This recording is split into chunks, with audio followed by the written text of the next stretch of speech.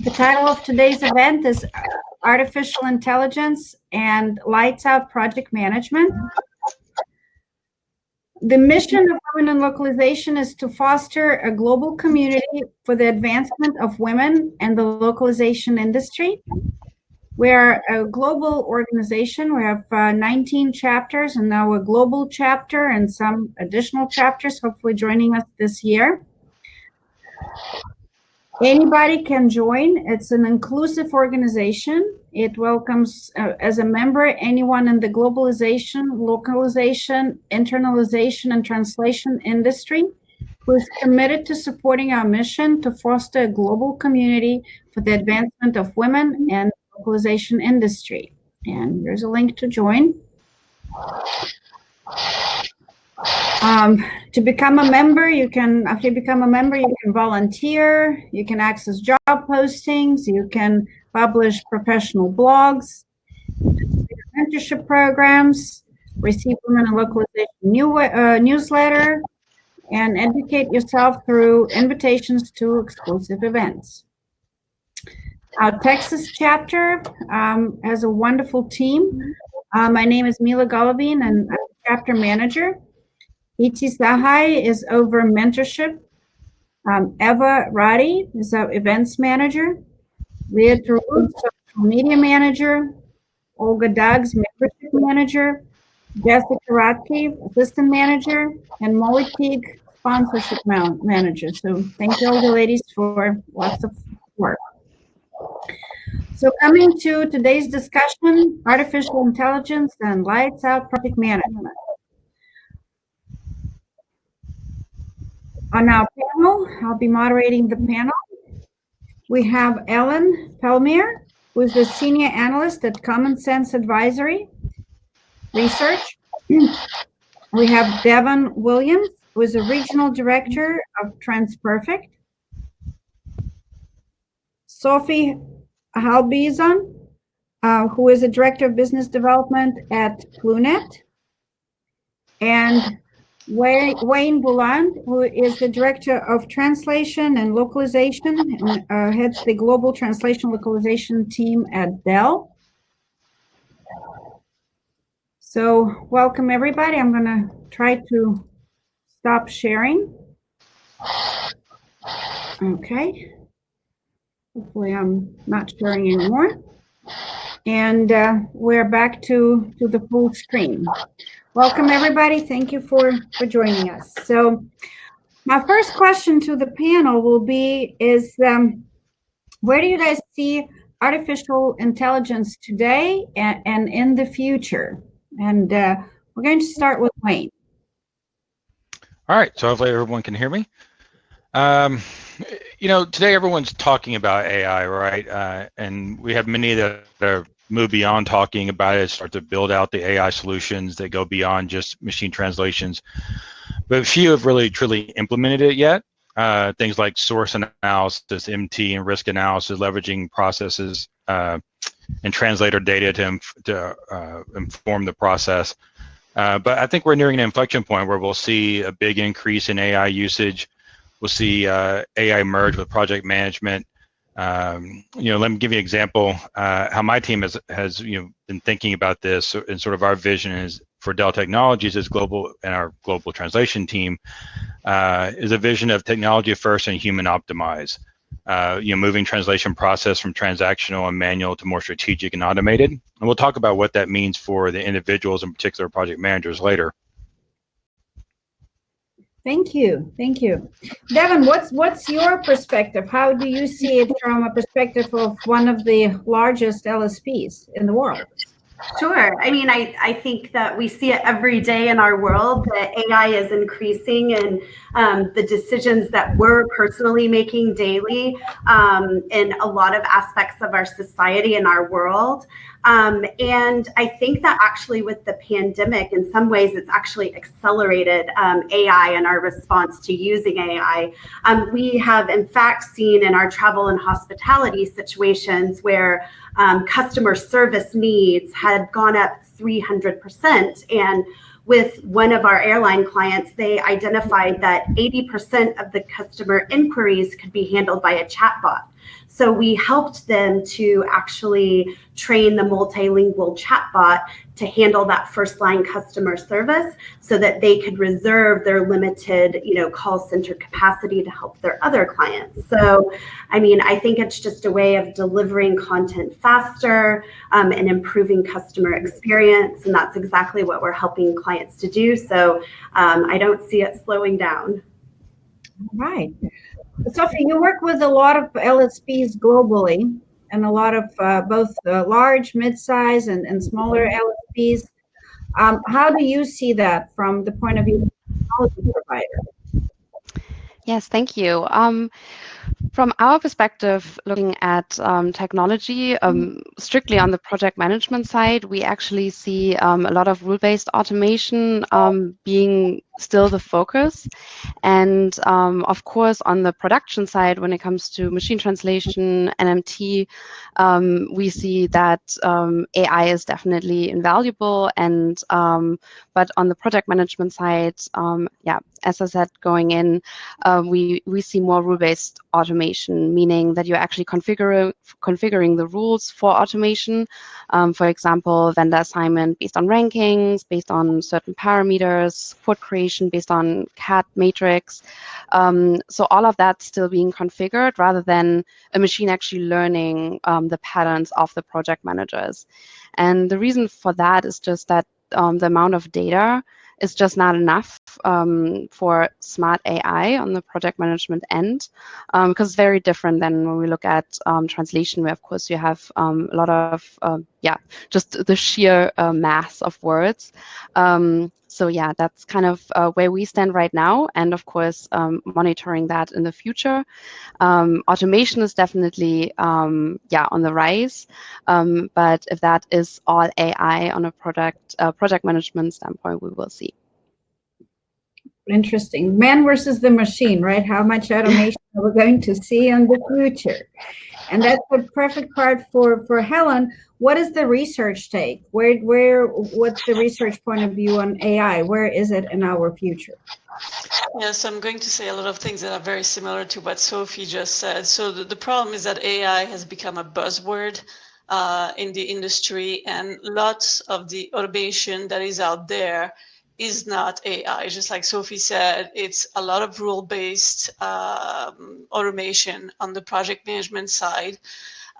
We don't see the big AI, like where you have humongous amounts of data, the Google type AI. What we see from a research standpoint is what we call small AI, which is focusing on subtasks, small, manageable, distinct tasks that help in the project management process. And what ends up happening is that from an automation standpoint, you have a mix of rule-based for the broader efficiency, and then you have subtasks, very narrow subtasks that are handled with AI at this point.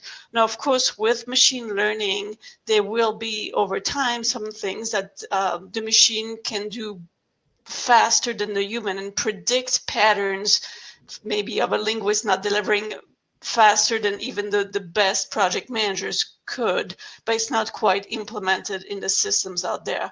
However, what we're seeing from a research standpoint is that the buyers have an increasing interest in reducing cost, reducing timeline, and therefore that drives the language service providers to find new ways of automating. But again, automating isn't necessarily done through AI. Well, thank you. So Wayne,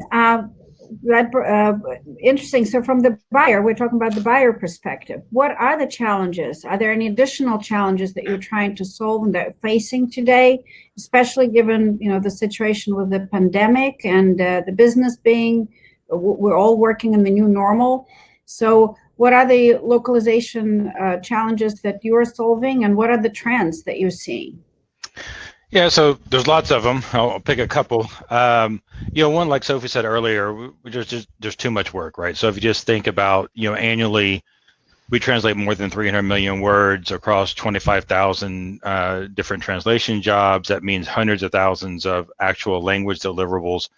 and we can't put eyes on it. Even if we had double or triple the staff that we have today, you can't look at all that content. We make broad decisions about this type of work from this group is going to go down this type of a workflow, but the reality is it doesn't always work that way, and you get lots of different types of content and quality needs coming through.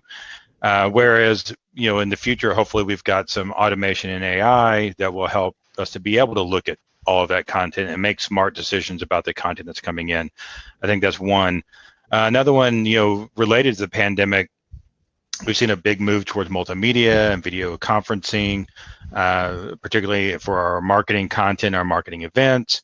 So there's a big impact there, trying to quickly get the right systems and platforms in place to support that. And then on the support side, we're seeing a big need to shift contacts from voice, from traditional calling into a call center over to email and chat. And that's another area where we'll see a lot of MT and natural language processing and AI start to help us as we make that shift to being able to do multilingual chat support, regardless of where you can have someone calling in from Germany, they may be talking to someone that's in Singapore, but with multilingual chat, that'll be a seamless interaction. And I have experienced the companies moving to a lot more of multilingual chat as a consumer lately, which is quite interesting. Mm-hmm. Yep. So I think there's ways to grow for the multilingual chat options, but be a lot of inventions coming in, I'm sure. So Devon, how are the LSPs responding to these challenges, and how do you see the changing role of the project manager? What are the things that clients also make it difficult to automate? Sure. So, I think AI, just like any trend in an industry, you have to be able to innovate and to meet the demand for the rapid growth of AI. And we're doing that both from a services standpoint as well as a technology standpoint. TransPerfect is now processing more than 1 billion words through our AI portal. And, that includes, the neural MT training workflows as well. But in addition to that, we are innovating with technology. So we now have a data force technology, which helps to actually collect those massive amounts of data that we're talking about is really hard to do for clients. And that includes video data, audio data, and it's helping to facilitate the annotation and transcription of that data. And right now we have over 350,000 collaborators on that technology in over 200 languages. So we're really trying to help not from just a services, but also how do you get that data? We're continuing to integrate our AI tools into our Global Link Enterprise Translation Management tools, which is very important, to Wayne's point. And I think the other thing is that we have a lot of clients that are asking for us, knowledge on the subject of multilingual AI. And we're holding a summit at the end of the month, and there's over a dozen sessions dedicated to case studies and information around AI. And I think that's just a testament to what people, are looking for. So I think, with that, the role of a project manager has to evolve as well. There's still, some key components of being a project manager and time management and attention to detail. But we had a recent project, which was a speech to text training for multiple dialects, and there were over 1,000 participants in that project. So I think that while a lot of the skill sets of a project manager are the same, it's just adapting and pivoting to dealing with more resources or a different type of resource and more data than you would in a typical human translation project. The last thing I would say is that I'm not sure clients are doing anything specifically difficult. I think everything is, a problem that needs to be solved. And we just look at ways that we can, help to solve those problems and how to make it the most efficient with, the AI process. Well, great.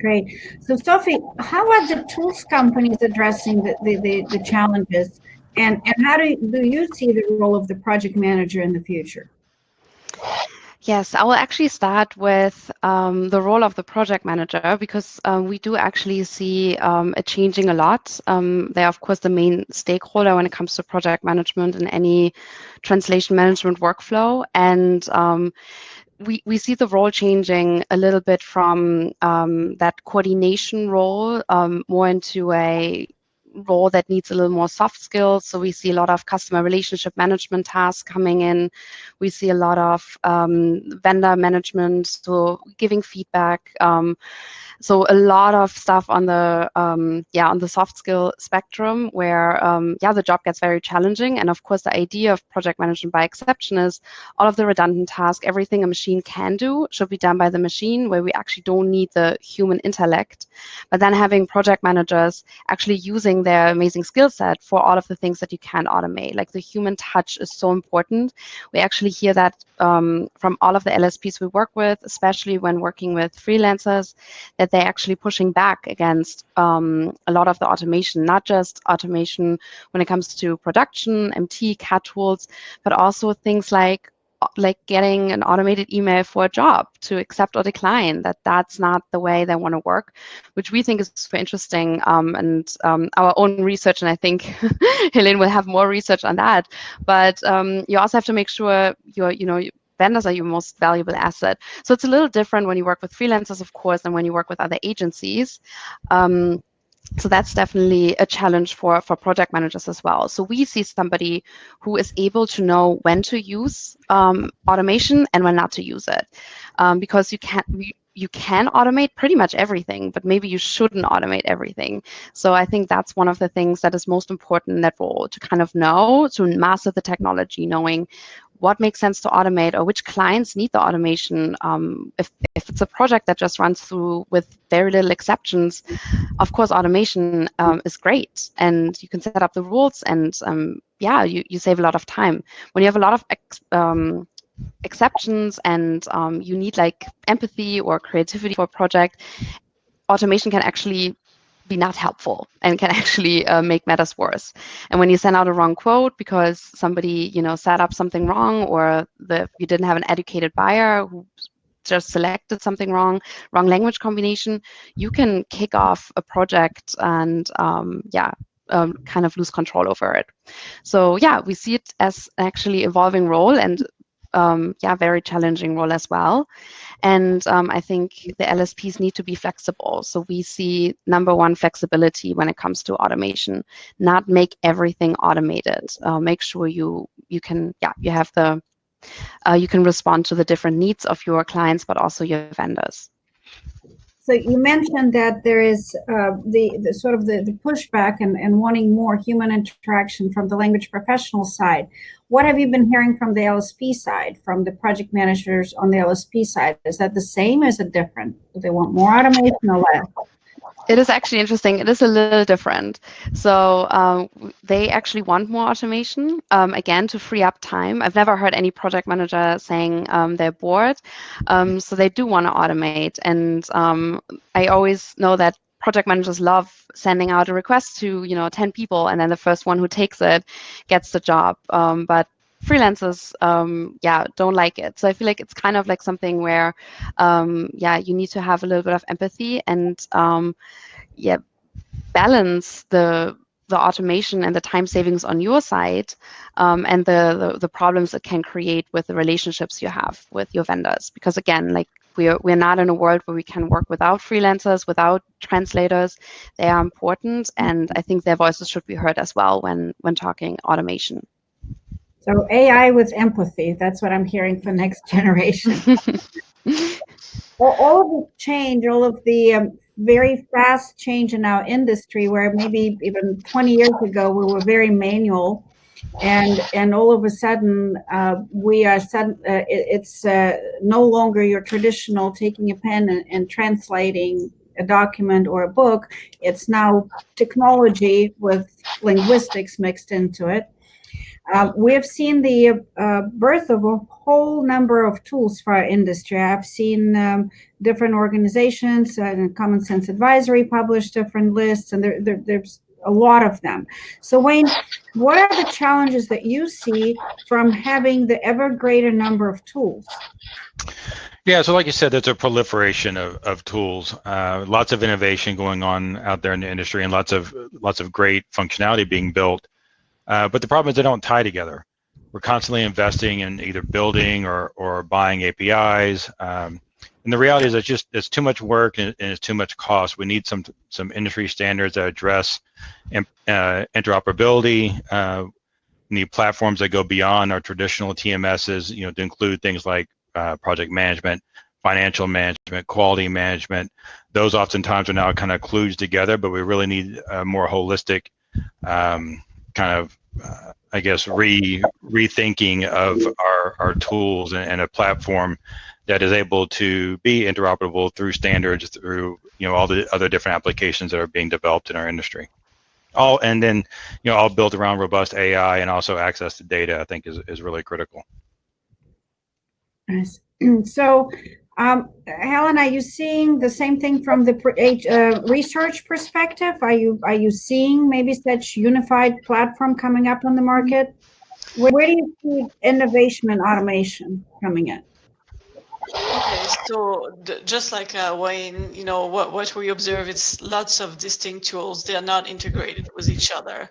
The AI type functionality is in a very immature state right now. Things consolidate in the future, and we'll see that over time. And we've talked in our research for several years now about the need for unified language platforms. And we're only seeing now the first real contenders on this front, but those contenders unify the services for the client. So in one platform, you can get translation, different types of interpreting or something like that. That is not the same quite as what we're talking here, because here we're talking about a unified platform for the project manager. And right now, the project managers have their main TMS or interpreting management system, but a bunch of other tools next to it. And we're not at the point where all this extra automation is quite built in. But in the future, it's unavoidable that people will see this as the next level of efficiency. We're not there. And then you asked about innovation. So if we think about innovation simply on the automation front without the AI, there's two areas that I find rather interesting in some of the examples we've observed. One is to automate some of the work tied to style guides so that then they're available at point of use for the translator within a segment. We also see some work with desktop publishing and automating that part so that it's not so laborious when there's cleanup needed. And then the innovation in terms of AI, I think focuses on different core areas. The first one is with identifying automatically the job specification so that then the job can be matched with the best translator without a human deciding, what is the field of the subject matter and what is the best expert. Other areas tied to content optimization. So for example, to correct errors, to improve consistency with past content. Others tied to job preparation. So for example, expanding acronyms to avoid mistranslations, aligning legacy material, extracting terminology. Another one would be quality auditing, kind of automating the estimation of how good the translation is. We also see some content type services. So think summarization, key data extraction, sentiment analysis. And then the last area that actually right now is very big, and both Devon and Sophie already touched on that, is anything tied to voice. So automated transcription, captioning, meaning kind of the subtitle, but in English, subtitling, so the machine subtitling in a foreign language, and then machine interpreting. All of those, we're seeing huge spikes in interest and more work that is being done to develop it. So that's where I think a lot of the innovation will be. And with all of that innovation, how do you see the skill sets of the project managers developing?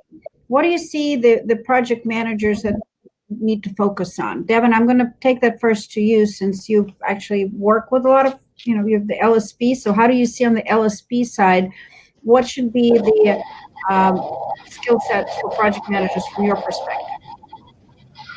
Sure. I mean, I think that one of the things that's important is just starting with learning the basics of machine learning, algorithms. What are the objectives of the algorithms? But I also think it's a little bit like being a project manager. You don't have to know every single language that you're working on. You just need to know, to start out, what the best practices and what the challenges can be, and then you can build on that. So, I think that it's a very vast, AI is very vast. There's so many different ways that we use AI, that if you get started, then you can look at what is of most interest to you, and then you can start honing in on what your skill set should be in that AI, and become, become dedicated to that particular area. I mean, I also think it's like Sophie was talking about, AI is human augmentation. So use it to do the tedious and the boring things, and you can focus your time on taking care of your resources, taking care of your clients, taking care of more of the creative and fun aspect of, AI and project management. And Wayne, what about from your perspective on your team? What are the new skills that your project managers, your team has to have? And what is the skill sets that you want to have and see on the LSP side?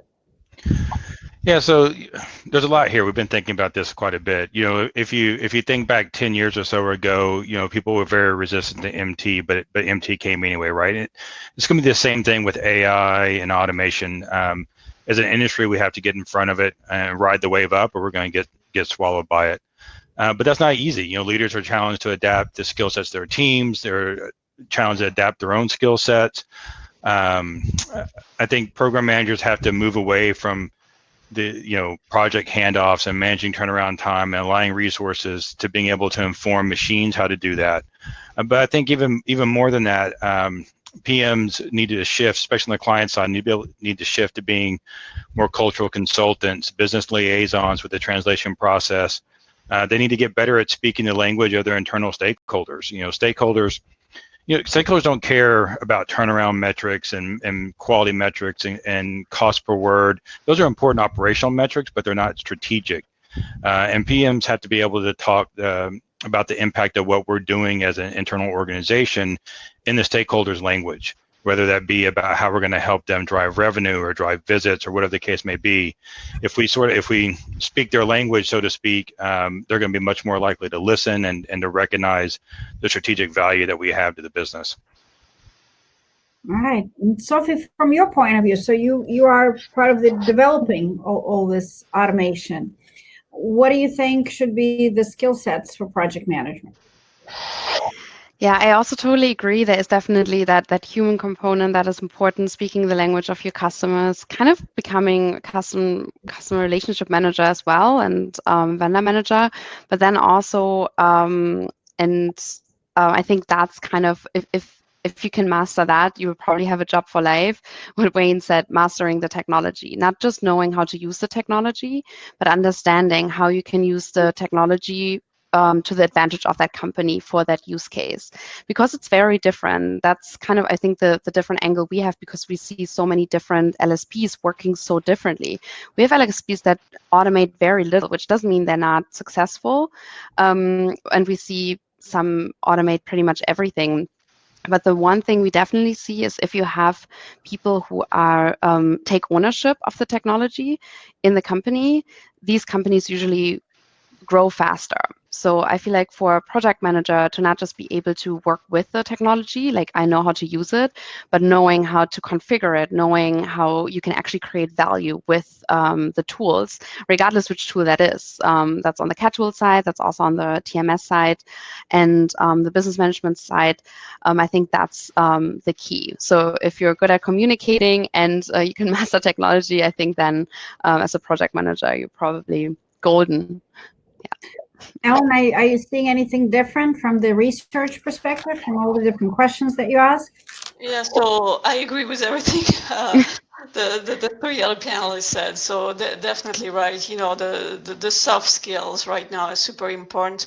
One of our clients actually said it pretty well. They said that for the other skills, beyond the soft skills, that they're working on trying to develop their team's super skills. Those extend beyond project management. It might be somebody having an interest in SEO and learning the heck out of it so that then the LSP can provide a new service to customers, or, you know, those coding skills or things like that.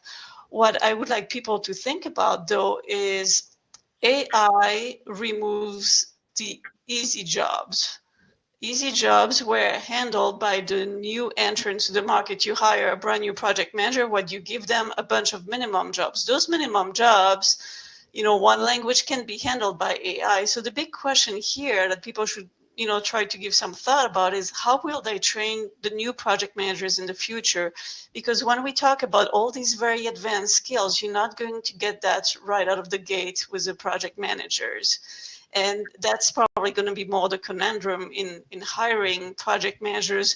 The expectations, especially of small and mid-sized LSPs who want everything in one person versus more of a career path where they still start on projects that are somehow manageable, and these super skills are expected only later on when they understand the industry a little better.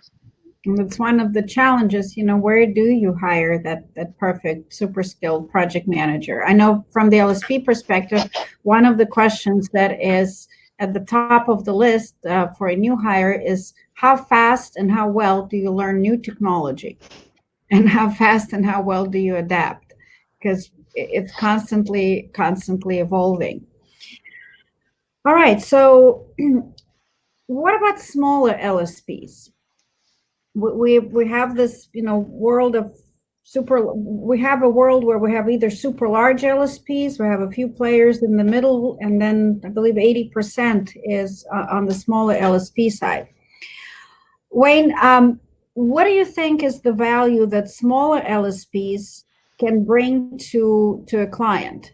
And I know that it may be a hypothetical question for you, but if you were to think through that, what do you think the value of the smaller LSPs can be in the future? Can't hear you. How about now? Now we can. All right, sorry about that. So, you know, we all know about the mega merger between RWS and SDL last week, right? Huge industry news, first $1 billion translation company. So I think, you know, now more than ever, smaller LSPs are asking themselves one or two different things. One, you know, how do I get bought out and get a big payday? Or two, how do I stay viable in a consolidating market, right? And consolidating, you know, I don't know, it's still 16,000 different companies out there. There's only 184-ish or so, I think it is, that make more than $1 million a year or more in revenue. So I don't know that you can really say it's a consolidating market. It's still pretty fragmented. But I think part of the answer is, and this is regardless whether it's a small LSP or a large LSP that's coming in to sell into me or any large client, you know, I think you got to find your value proposition, because you know the reality is all LSPs are selling the same set of services, big and small. You know, they're doing the same things, right? So you can't come in and really sell me on we do something bigger, brighter than the other guys, because the first thing a large client's going to do is think BS. You're selling the same thing everybody else is selling. So really, the focus has got to be on things like, tell me how you manage your resource pool to ensure you can leverage the right talent on our account. Tell me about how you're innovating around the supply chain, using data and AI to streamline processes. Tell me about how you can be a skin in the game partner versus just a supplier. So I think for the smaller LSPs, it's find your value proposition, make sure it's differentiated, not just rehashing what everyone else is selling, and don't try to be the larger LSP. All right. Great points for all of the smaller LSPs and companies listening there. Sophie, how do you see smaller LSPs adapting to change? Yeah, so the smaller LSPs, of course, everybody always looks at them whenever a big acquisition comes, and people get a little scared. But I also agree with the value proposition and that smaller LSPs need to have their niche. And I think they're very good at that. That's another thing we see when we're looking at all of the LSPs we work with, regardless whether they're small or large, that the ones that actually have a specialty and a niche they're in, that they grow faster. And we also see the smaller ones evolving because, and that's a great thing about technology again, with the technology that's out there, even a small LSP can, yeah, work very professionally, have, is able to give, clients access to portals 24/7. Also, of course, even before COVID, project managers were around the world. So even small LSPs are able to, yeah, cover 24/7 when it comes to their services. So we see that more and more. And of course, that's also from a technology perspective really interesting that it's not just about we need to automate. We also need to make sure we can cover a landscape where people work from all over the world. So they have access to critical information whenever they need it. And I feel like everybody thinks, yeah, of course, that's so clear. But actually, even us, our company, and we were always spread to 3 different offices. When we all had to work from home, all of a sudden we realized that the access to data was not as equal as we thought, and that still a lot of knowledge was shared in the offices. So it's also about knowledge management. So small LSPs can make use of technology and the ability to work from everywhere to kind of mirror the most important things when it comes to service availability. And then when they find their niche and adapt to change. What of course is a little more difficult are things like having a technology manager, having, a person for each department. So a lot of people have to be all in one, which of course is a risk. But I think I see small LSPs really making use of that technology and the new flexibility about being around the world.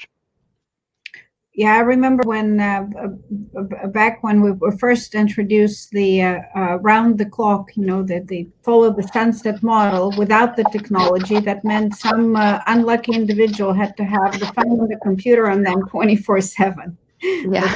It actually helped us tremendously in that direction. But I have a very pointed question to Devon. Do you think smaller LSPs can survive today in the competitive setting? Hi, can you hear me okay? Yes. Yeah. Okay, great. I would say absolutely they can. We are the largest organically grown LSP out there, and we make up less than 1% of the business that's to be captured. So there's so much of it out there. And I think to everyone's point, LSPs that are smaller, they have the ability to be flexible and nimble and take on new and different tasks that are being asked of them, whether it's from larger LSPs or directly with clients. So hone those skills, find your niche, and if you do that, as Wayne said, if your ultimate goal is to be part of an acquisition, you have something different and to offer for that. And Helen, what do you see in general with regards to automation for smaller LSPs? Yeah, so one of the issues has been that by calling everything AI, it has made it feel a little daunting for the small and mid-sized LSPs, and it doesn't have to be, because again, remember, most of the automation is rules-based, and even some of the AI doesn't have to be costly, and it's easy to achieve. I went to my daughter's science fair last year, and there was a 12-year-old that had developed a Python application, and it's like, if a 12-year-old can do it, a small LSP can implement some of this technology too. So what I would remind the small LSPs is that in the commercial systems that they use, whether it's a translation management system, an interpreting management system, there's already a lot of capabilities that are built into those systems. And first they need to start exploring those and seeing how they can apply them. Very often I have conversations with LSPs that completely miss the fact they already had tools available in what they were using. What's been great about, these TMSs and IMS is that they have democratized the access to automation. So it is possible regardless of size. And to continue on what Wayne was saying, it's really also, automation is a tool. There are other ways to bring value, and that's why it's important for the LSPs to differentiate by specializing in certain areas, by adding services that are less prone to automation, at least for now. And the last thing I want to say about this is also the fact that, we're talking about small LSPs. Size does not matter.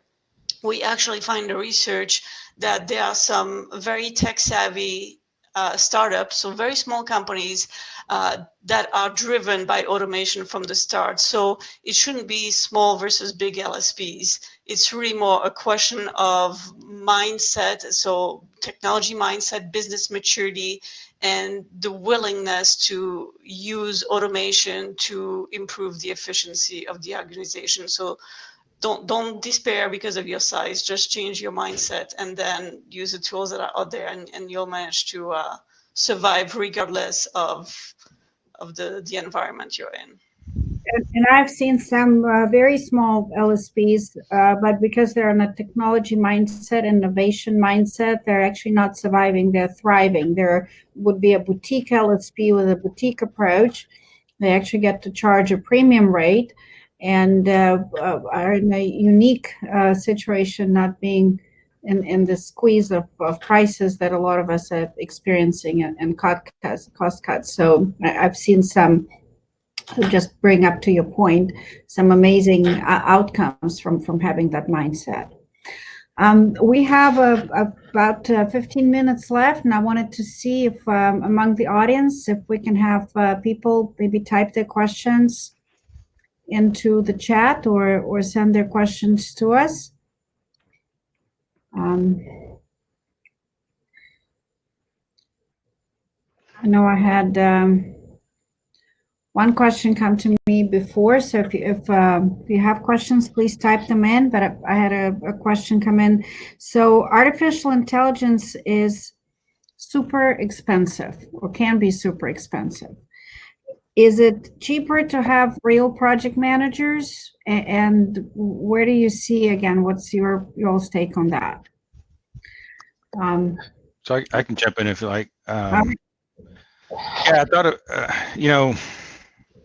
I think it depends, right? So it depends on if you're building or buying the AI yourself, or if you're buying it as a suite of services along with a bunch of other stuff. I think it depends on where your PMs are. Are your PMs in India? Or are they in Switzerland, right? Two very different cost models. I think if you're in a larger organization, you think about the economics of hiring 1 or 2 AI engineers. Is that more expensive than maybe the 10 or 15 PMs that that automation may displace? Now, not advocating for displacing PMs, rather more changing their roles like we talked about earlier. But I think, at the end of the day, we have a business to maintain. You can't maintain that business long term if you're not riding the wave with the technology. And Sophie, what's your take on that? I would say right now, rule-based automation would probably be the cheaper version. Like Helene says, it's definitely already in so many commercial tools, and you can set it up the way you need it. My biggest concern is always the quantity and the quality of the data that is currently out there for project management to actually train machines. And then, of course, because also a project management system is a closed ecosystem. Every system is the LSP system, so it's not that the data is shared. I mean, nobody would want that. There are also security concerns. These are all closed systems, so you cannot just like take all of that together and then create AI based on that. So I don't think that, the quantity is there yet, at least, and also not the quality of input, because you need so much data and real quality data to make sure you train the machine the right way. And then this will also take a lot of time. So people always say things like, oh my God, but like, have you used Gmail and, the auto replay, like when the word comes up? And I'm like, well, that's Google. Like, do you know how many users they have and how many words they type and how many emails are sent? Can't really compare that with the amount of projects we're going through. So I think you have to be smart about AI, because if you don't have the scale for it, I think it can be actually very expensive. And Amazon can invest, millions of dollars in AI just to save like 1 centimeter of tape, because they have so much that actually saves them millions of dollars. But if you tape, I don't know, 100 packages a day, it doesn't make sense to invest in AI just to save a little bit of tape. So I feel like that's the same in our industry as well. You really have to look at the cost and if it makes sense. Okay, we have a lot of questions coming in. Now the questions are coming in. Right. Did I say something controversial? Yeah, no, it's great. We have one question, and I don't know, you guys pick, it's not addressed to anybody in particular. AI can possibly help us to be first in the market. How do we ensure that we are best in the market as well? Who wants to have a take on that? Well, I mean, it's the same thing with every kind of differentiation, right? I mean, first in the market only lasts so long when other people are doing it. Right now, especially in terms of artificial intelligence, like I mentioned, there's only small AI, lots of little different things here and there. It's very hard for the average client to distinguish between all of this. And what you have developed might seem like extraordinary big differentiator, but if it's really hard to explain and you're just sending a marketing email, chances are the message will be lost. So it's more about differentiation in general that matters. The tools behind the scenes, it can be whatever is needed, right? So the overall strength of the differentiation for the target market that the LSP pursues is what is more important. And Ellen, we have a quick question to you, a clarification. Can you confirm the number of LSPs out there with more than $1 million in revenue? Yeah, so it is definitely more than I think you mentioned 180 something, Wayne. That's actually the number that are on our rank list, but there's way more than that. I don't know the number from the top of my head. I'm not sure if we have actually even computed it, but I made a note to dig out that number after the fact because I'm interested myself. The ones that are more than 1 million is about the ones that are ranked. Is that about 160? No, then we'd get into the ranking complexity, but depending on the region, some are ranked, like in Africa, we have to rank lower, and then in some regions, we only rank, say, the top 30, and there are plenty more that are above 1 million.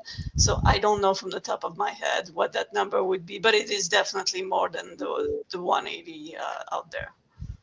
Okay. I would say pretty much all of our clients are over 1 million, so it has to be more than 500 at least, just from going from that number. Not everybody's again on the ranking page, but you work a lot globally, so but it's interesting. All right, so next question is for Wayne. Are you seeing an actual impact from AI with your current vendors? What is the current bottom line on how AI is changing delivery, cost, and quality today? Well, so depends on what type of AI we're talking about. So the reality is we're not really doing or leveraging any AI outside of machine learning and MT today. All the other stuff that I talked about, like looking at source content and making decisions about where things should go in the workflow, that's all future. We're not doing any of that today. I will say that MT has had a tremendous impact on what we do as a company. If you look at the past, just look at cost per word trending by year over the past 5 years, it's pretty much gone down by $0.01. Our total all-in cost per word. has gone down by about 1 cent every year for the last 5 or 6 years. So we're today, our year-to-date trending for cost per word, something like about 5 cents, and that's an all-in cost. So that's, you know, that's averaging the stuff that is, you know, highly leveraged support content and our marketing content, all in, you know, 5 cents a word. And that was 6 cents a word exiting last year. So we certainly see a huge impact in cost. Where we also see a big impact is in our ability to feed a lot of analytics. So if you think about the fact that Dell as a company takes thousands, hundreds of thousands of support calls a year, all that data is analyzed. A lot of that data comes in, you know, foreign languages, and being able to run that through a raw MT system and get English that then we can run analytics on and look at trending and parse dispatches and all kinds of things like that. That has a huge impact. It's not really something you can measure from a dollar standpoint, because that, you know, that raw MT is very cheap, and we're not the end customer of that statistical data. But we are seeing a lot more of those use cases. We're looking at a use case now where we're using MT and natural language processing to, when we get customers that are buying from China or Japan or anywhere outside the U.S., but we have to run them against the U.S. list of denied parties or companies or people you can't sell to. So we're using automation to do that, a much better job of identifying those entities than we can today. So there's tons of applications for language processing in MT, and I think we're just scratching the surface of it. Great, thank you. Well, Devon, maybe you can start on answering the next question. We have been talking about project management by exception for some time. What do the panelists think is the main blocker in seeing this take off at both buyer and vendor sides?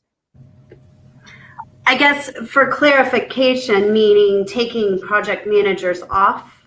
No. We've been talking about project management by exception. What do the panelists think is the main blocker in seeing this take off at both buyer and vendor side? I guess project management by exception. Having AI decide. And okay. Sophie, did you want to take that one? Yeah, I would actually love to take that one. Okay.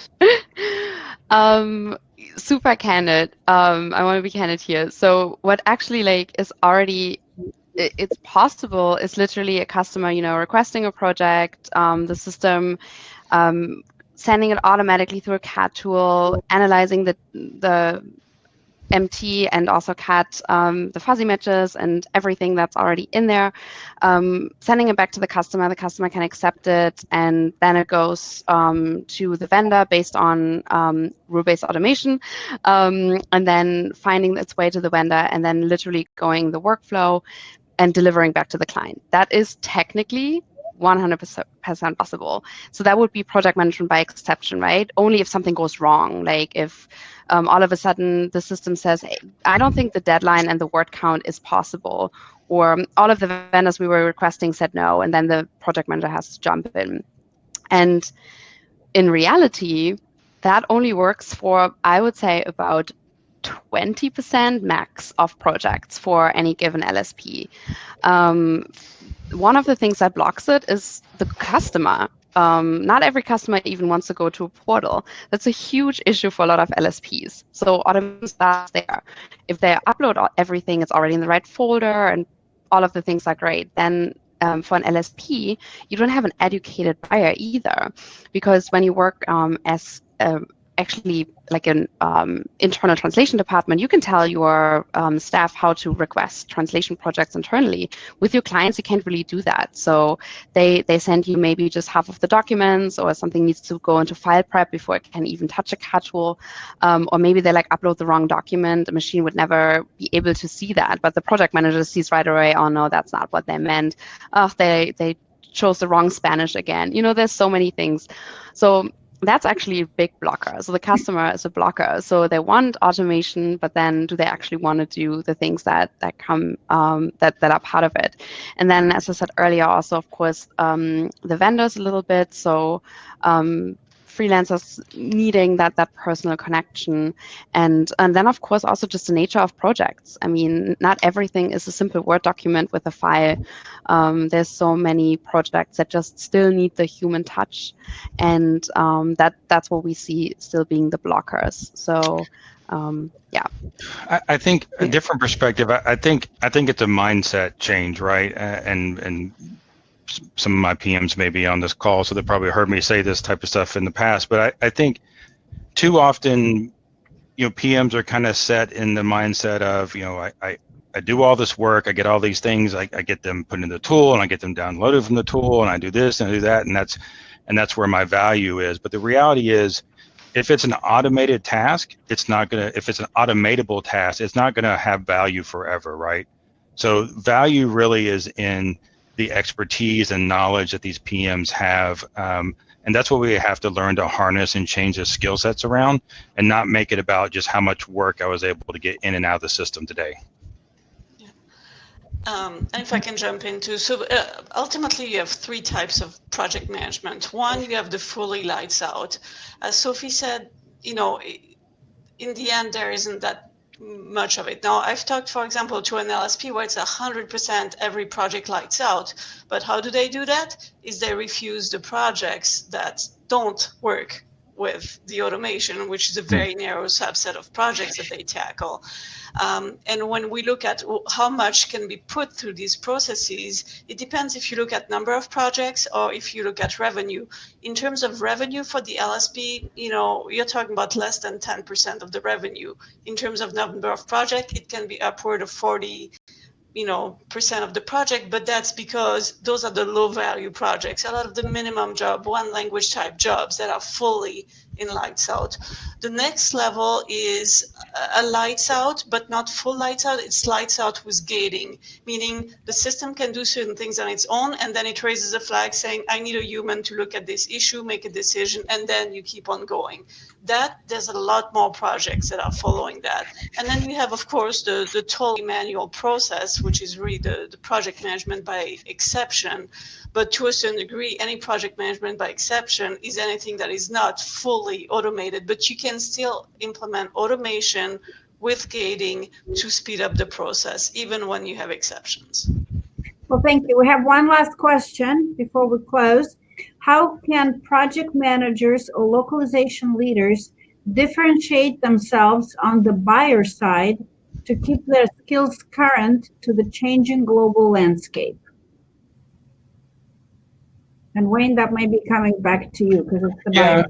Yeah, I think we talked a little bit about some of it already. One, it's getting a baseline understanding of the technology. It doesn't mean you have to be a computational linguist, right? But understanding how MT works and how to talk to your stakeholders about what the value is, being able to talk about AI, understanding how the process works end to end, focusing more on those stakeholder KPIs, right? Be able to speak the language of the stakeholder. So I think those are the two critical things, and I think the absolute most critical thing is really understanding if you've got a certain set of stakeholders that you support, getting in there and talking to them about not about translations, but about what do they do, how do they do it, how do they measure it, what value they add to the company, because that helps you to be able to talk about where you can help them add value. Well, thank you, everybody, and thank you for an amazing conversation. We want to. I believe this will be available as a recording as well on the Women in Localization chapter site. We'd like to remind everybody to join Women in Localization, and we want to thank everybody for your time, for joining us today. Thank you. Thank you. Yes. Bye. Thanks, everybody. Bye.